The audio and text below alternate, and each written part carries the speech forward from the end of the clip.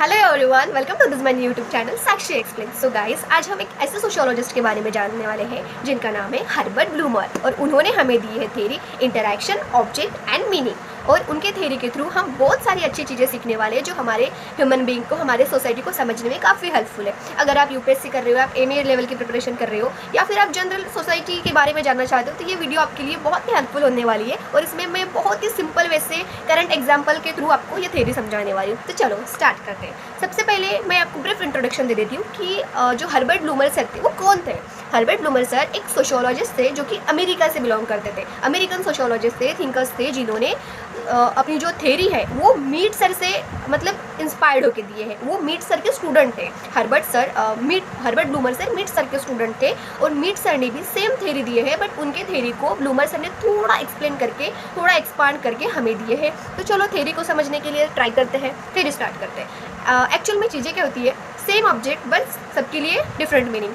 मुझे बताइए, आप सभी के पास में मोबाइल फ़ोन है, राइट? तो एक मोबाइल फ़ोन सबके लिए सेम मीनिंग रखता है या डिफरेंट मीनिंग रखता है? ऑब्वियसली डिफरेंट मीनिंग लगता है। कैसे? चलो लगता है। मेरे पास फ़ोन है, मैं मोबाइल का यूज़ स्टडी के लिए करती हूँ। किसी के पास फ़ोन है वो ज़रूरत के लिए करते हैं। कोई फ़ोन का यूज़ इंटरटेनमेंट के लिए करते हैं, तो कोई फ़ोन का यूज़ स्टेटस शो करने के लिए देखते हैं। किसी के पास आईफोन है या फिर बहुत ही अच्छा अच्छा ब्रांड वाला फ़ोन है, तो वो अपना स्टेटस शो कर दे कि हाँ मेरे पास फ़ोन है। तो फ़ोन सेम ऑब्जेक्ट है, बट सबके लिए मीनिंग डिफरेंट है, सबके लिए उस ऑब्जेक्ट की वैल्यू डिफरेंट है। तो ये जो डिफरेंसेस हमें दिख रहे हैं सेम ऑब्जेक्ट में, डिफरेंट हमें जो डिफरेंसेस दिख रहे हैं वो क्यों दिख रहे हैं, तो ये हमें ब्लूमर सर ने उनके थ्योरी के थ्रू समझाया है। वो कहते हैं बिहेवियर जो है, इंसान का जो बिहेवियर है वो किसी एक्सटर्नल फोर्स से कंट्रोल नहीं हो सकता।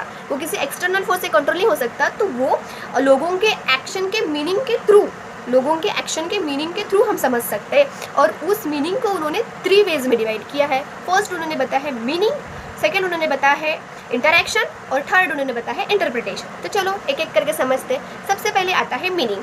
तो मीनिंग जो है वो कोई नेचुरल नहीं होता, मीनिंग ये सोसाइटी में डेवलप होता है।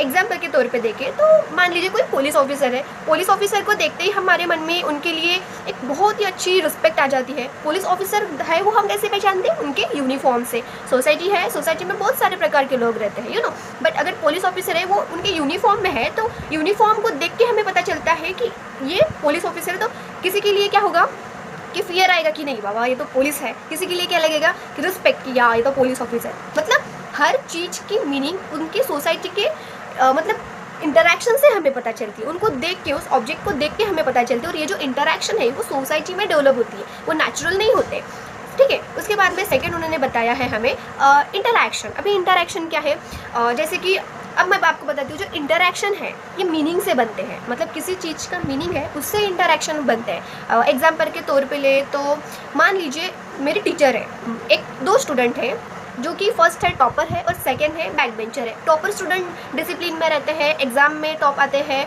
और रेगुलर क्लास अटेंड करते हैं, तो टीचर के सामने उस स्टूडेंट की जो इमेज है वो बहुत ही अच्छी है। और सेकंड इसमें देखिए तो बैक बेंचर है, वो कभी डिसिप्लिन में नहीं रहते, ना कभी उनका होमवर्क कंप्लीट कर पाते हैं, ना कभी। तो सेम टीचर सेम है, लेकिन टॉपर के लिए और बैक बेंचर के लिए, दोनों के लिए टीचर का जो बिहेवियर वो चेंज होगा। टीचर ऑब्जेक्ट सेम है, लेकिन दोनों के लिए उनकी मीनिंग सेम है ना। मतलब टॉपर बोलेंगे कि टीचर मेरे लिए बहुत अच्छे हैं, और बैक बेंचर बोलेगा कि ये टीचर नहीं, ये टीचर रूड है। बल्कि टीचर सेम है, लेकिन उनकी जो मीनिंग है वो दोनों के लिए डिफरेंट है। ये किस पे डिपेंड करता है? सिचुएशन पे, क्योंकि उस स्टूडेंट पे डिपेंड करता है। वो स्टूडेंट अच्छा है इसलिए टीचर का और स्टूडेंट का जो बॉन्ड है उनके बीच में, वो सिचुएशन पे डिपेंड करता है। तो ये हमारे इंटरैक्शन से हमें पता चलता है। और थर्ड हम बात करते हैं इंटरप्रिटेशन। अब इंटरप्रिटेशन क्या होता है? इंटरप्रिटेशन में हम ब्लाइंडली रिएक्ट नहीं करते। सिचुएशन कैसी भी हो, हम उस सिचुएशन को समझ के रिएक्ट करते, ब्लाइंडली हम रिएक्ट नहीं करते। मतलब जहाँ ज़रूरत है रिएक्ट करने की, हम वहीं पे रिएक्ट करते। एग्जाम्पल पे वही क्लास टीचर का एग्जाम्पल ले लेते हैं। टीचर ने मुझे डांटा, तो मान लो 4-5 स्टूडेंट क्लास में प्रेजेंट है। मैं अगर टीचर ने मुझे डांटे तो मैं समझती हूँ कि नहीं, टीचर ने मुझे इसलिए पनिश किया ताकि मैं मेरे पढ़ाई में और इम्प्रूव कर सकूँ। मेरे लिए टीचर के मतलब प्रति रिस्पेक्ट है, मैं रिएक्ट नहीं करूँगी, मैं साइलेंट रहूँगी। उसी पे सेकंड स्टूडेंट है, वो रिएक्ट करेगा, क्यों मुझे टीचर ने डांटे, मैं तो होमवर्क करता हूँ। मतलब टीचर सेम है, ऑब्जेक्ट सेम है, लेकिन सभी का जो वे है वो अलग अलग है, थिंकिंग सबकी अलग अलग है। तो यही हमें इंटरप्रिटेशन में बताते हैं कि हम डायरेक्टली मतलब रिएक्ट नहीं करते, हम सोचते हैं और सिचुएशन पे, जैसे सिचुएशन है सबका माइंड सेट अलग अलग होता है और वैसे हम उस पर रिएक्ट करते हैं। मतलब वो चीज़ें ऐसी होती है इंटरप्रिटेशन में कि हम डायरेक्टली रिएक्ट कर नहीं सकते, उसमें हमें सोच के हम कुछ अच्छा पॉइंट भी ले सकते हैं। तो ये सभी चीज़ें जो हमें ब्लूमर सर ने बताई है, तो 3 प्रिंसिपल्स है। उसके बाद में वो बात करते हैं ऑब्जेक्ट के बारे में। अब तो मैंने बता ली मीनिंग, इंटरप्रिटेशन और इंटरैक्शन के बारे में। अब वो बात करते हैं ऑब्जेक्ट के बारे में। ऑब्जेक्ट में भी उन्होंने 3 टाइप्स के ऑब्जेक्ट बताए हैं।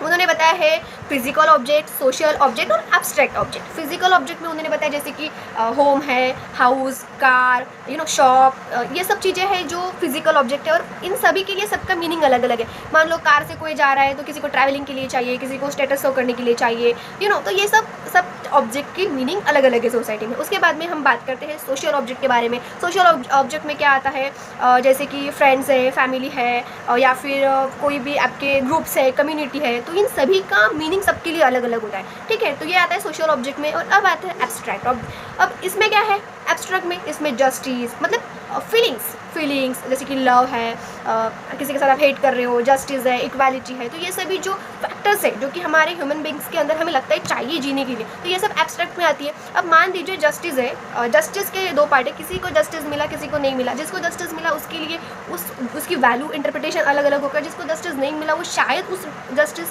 के पार्ट को अलग वे से दिखता है। तो ये फैक्टर्स है, ब्लूमर सर ने हमें बताने की कोशिश की है कि सबके लिए डिफरेंट होता जाता है। ठीक है, तो ये उनकी थ्योरी है जो कि ब्लूमर सर ने हमें बताने की प्रयास किया है। और इस थ्योरी का बस एक ही इंटेंशन है कि देखो सोसाइटी फिक्स नहीं होती, वो एक कंटिन्यूसली इंटरैक्शन होती है। सोसाइटी के जितने भी प्रोसेस में कंटिन्यू इंटरैक्शंस होते हैं और उसके थ्रू हम ह्यूमन बिहेवियर को समझते हैं और हम सोसाइटी डेवलप कैसे कर सकते हैं, इन सभी चीज़ों के बारे में हम इन थ्योरी के थ्रू समझते हैं। सो बस यही एक थ्योरी है जो ब्लूमर सर ने हमें दी है। बहुत ही अच्छी थ्योरी है जो हमें इंटरैक्शन की चीज़ें समझाती है।